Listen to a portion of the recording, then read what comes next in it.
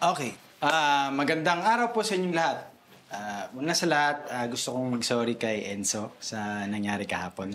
Wala lang yung normal family matters. Thank you.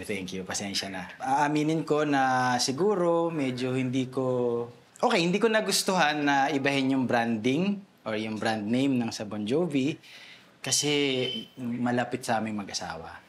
Tsaka marami nang napagdaanan ang aming negosyo at lahat yon nalampasan namin. Noon ko pa gusto magbenta nitong sabon nyo eh. Magkano nga ulit? 25 kyaw. Sige, wait lang. Oh, shoot! Offline yung Wais Pay ko. Pwede try na lang natin mamaya. Tapos kung wala pa rin, iba-bank transfer ko na lang. Oh, sure. No problem. Sige. Nakaload naman na lahat. Okay. Kagabi pa po kayo dito?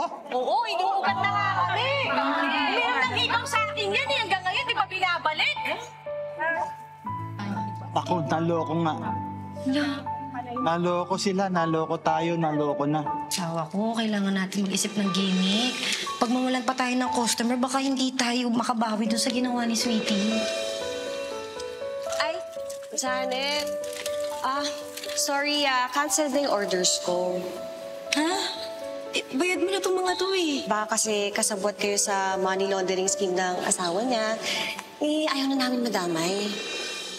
Pero iba na yung panahon ngayon. 3 na tayo sa negosyo at kailangan maging open tayo sa mga taong handang tumulong sa ating negosyo. Pero lagi kong tinatanong sa sarili ko, ano nga ba ang puso ng sa Bon Jovi? Bakit nga ba namin ito ginawa noon? Siyempre, para sa pamilya.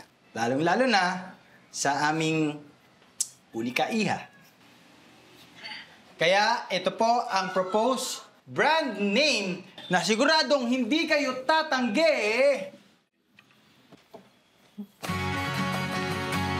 Wanna feel good. Yeah, yeah! Wanna feel clean. Yeah, yeah! Wanna feel fresh. Yeah, yeah! Basta sa bango, linis at kalidad, the answer is only...